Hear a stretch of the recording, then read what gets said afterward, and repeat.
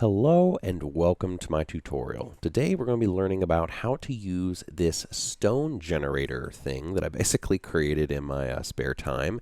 And if you want to get this, I'll first mention that you can click the link in the description of this video to go ahead to my Gumroad store page, and you can go ahead and download it for free or go ahead and give any type of tip if you feel like it deserves it.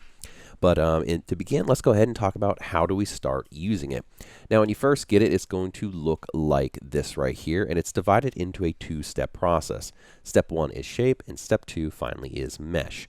Now, what I recommend doing in the beginning is first disabling your mesh here. And before I get too far ahead of myself, I will mention, to use this stone mesher tool, you must have Octane Render 3.0, and you must have Xparticles 4.0 or greater to get this to work. So you do have to have at least those two plugins to get this like this stone kind of mesh generator thing to work and render correctly. But you don't have to render it with Octane if you want. You could go ahead and mix this up yourself. You don't have to have Octane, but I do have a material pre-built for Octane and ready to go. But that said, you could go ahead and remix those materials in any render engine you would like. But to begin, what we're going to do is we disabled our mesh, and now we're going to re-enable the shape here by holding down left Alt and then clicking these two red dots. Now, what happens under the shape parameter here is this basically gives us the option to select what shape we would like to load in. We first start by make whatever shape you would like, and it doesn't have to be proper polygons. Like right here for our text generator, all this is just a text running through extrude and mixed in with a connect object. You can see this is completely separate. I'm going to Control Z, I don't have it attached to the cube, which is what I have for my floor here. Use whatever you want. So to help really kind of send this in, what I'm going to do for this like text generator I have included, just selects this text here, and we're going to just type in test. Select away, and boom, we instantly have tests kind of coming in here. We're also going to create, let's say we want to create a pyramid.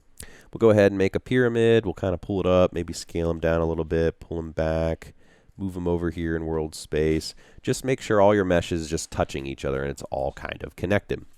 So say this is what you want to go for. This is about the right shape.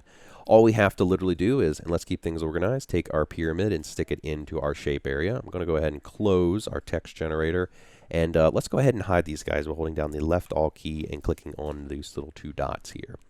Now that we have this set up, what we're going to do is we're going to select our step 2. This is mesh. Now we start generating the mesh. This is what you're going to have by default. So already we have our text generator and our cube already in here. But let's go ahead and just start for scratch just so I can show you the full process. What we're going to do is we'll take our cube, we can pull him in, we're going to take our text generator, pull that one in, and finally we're going to pull in our pyramid, and we have them all listed in here. Now, because we're not trying to bool one object out from the other or cut one object away from the other, we don't have to worry about their order. It does not matter. Now, if we did try and set our cube to, instead of be a union or to an intersect or difference where it would crop away from each other, then its order would matter. But luckily for us, we're not doing that, so we don't have to worry about it. So to begin, now that we have everything set up, let's just go ahead and check this on.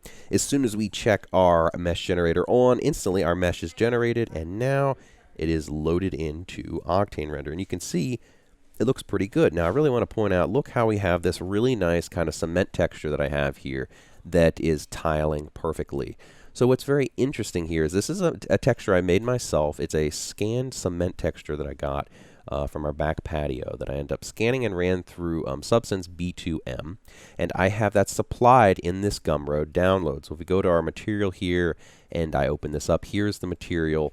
I have a normal map that's included, a bump map, a roughness, and a color map that's all running through a tri-planar node that basically lets us project an infinite seamless texture. And I also have an infinite noise that's thrown on top of this even further through a color correction that's kind of mixing this color up so it can be a little brighter and darker and just add a little bit more variation into the whole thing. And the long story short is we get this completely seamless stone type that we can mix anywhere. Now the shape, you may notice, is if we untick down this little plus here, we can see we also have a displacer thrown underneath our mesh. Feel free to go into the shading here and adjust this noise to be whatever you would like. It's a complete seamless displacement too, so you can literally, at the whim, go through, say, okay, let's change our text generator. Let's go ahead and we'll make this not test. Let's just put this back to stone. Press enter, or not go enter, just select away from it. And instantly we're going to get our text changed, and it's now stone, and it's going to update in our live viewer. I also have some render settings predefined. We're not under direct lighting. It's preset for path tracing. I have all these render settings configured, and I even have the output set underneath your render path. So you're going to have to change your file directory so it's not like mine. You're going to want to put it somewhere else. But go ahead and set that to save wherever you want. And I already have multi-passes set up for the beauty pass, render layer, lighting pass, and all those things ready to go so you can start compositing. If you don't like these stuff that I've done here and you just want to render it out how like you normally do, so you don't normally use set your render to Octane over here and use the render pass here, just go ahead and uncheck this enable here, and you'll be back to the default kind of nice pretty settings that I have kind of set up here. But at this point, this kind of concludes this video. I highly encourage you to download this free kind of little stone generator setup. Feel free to grab it and pick it up from my Gumroad store. It's completely free, but if you feel like paying for it, you can always like add maybe like $1 or $2 or a little bit more to pay for whatever you feel like it is worth. But thank you so much for watching. I really hope you found this video helpful.